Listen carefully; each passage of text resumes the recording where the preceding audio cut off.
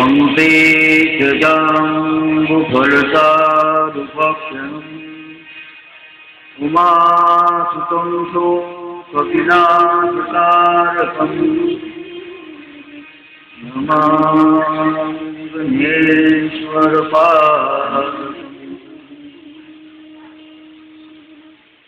शुक्लां ब्रह्म विचारचार परमा माध्यादिव्याधिनी लीलां सतदादिनीं भयदा संजातकारणा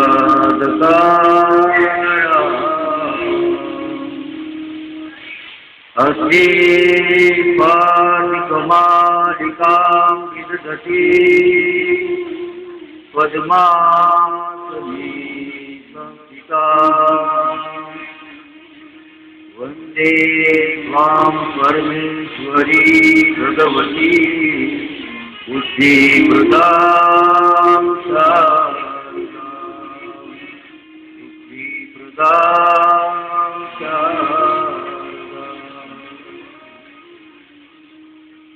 नमो विशालबुद्धे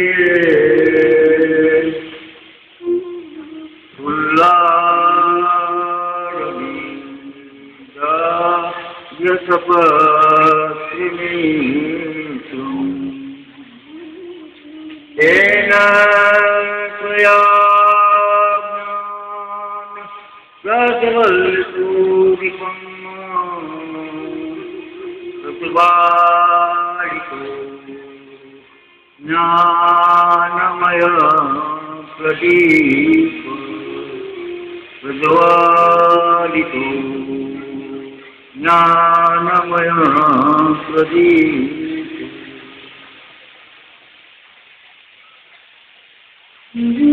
कीर्तिना सर्व नमस्कार।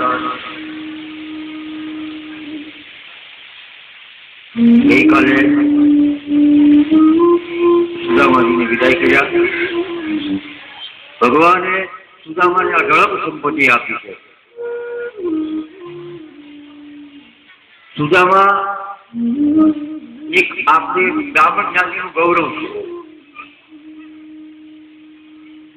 ब्राह्मण तमे कोई पण पुराण लो, कोई पण पुराण लो, ब्राह्मण नो क्या उल्लेख नहीं। આપણે બધાને ગૌરવ લેવા જેવી વાત છે કે ખરેખર બ્રાહ્મણ શું છે અને જે બ્રાહ્મણો બની ગયા રાવણ પરશુરામ જે મહાન હસ્તી કહેવાના આપણા દરેક બ્રાહ્મણોના ઈષ્ટદેવ ભગવાન શિવ છે।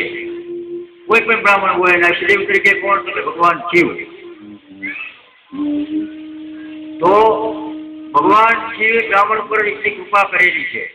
ब्राह्मण जो धारे અને સંપૂર્ણપણે એનામાં બ્રાહ્મણ ગુણ રાખે અને તો ભગવાનની કેવી ભક્તિ નિત્ય નિયમ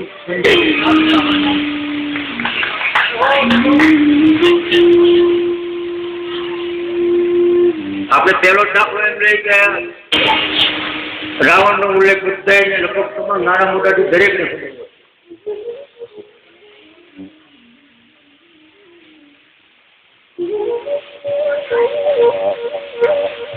तो आपने जे क्षेत्र अंदर बैठा थी जे क्षेत्र में आपने बैठा के ये भास्कर भाई नो संकल्प હતો અને ભાગવત કથા કરવાનો। તો આજથી 1997 ની વાત છે કે અહીંયા હરિદ્વાર ક્ષેત્ર અંદર આવેલા આ હરિદ્વાર ક્ષેત્રમાં આપણે અત્યારે ગંગાજીમાં નાવા જાય તો હા જો મુકાઈ ગયું તો ક્યાંય ખેંચી લઈ જાય।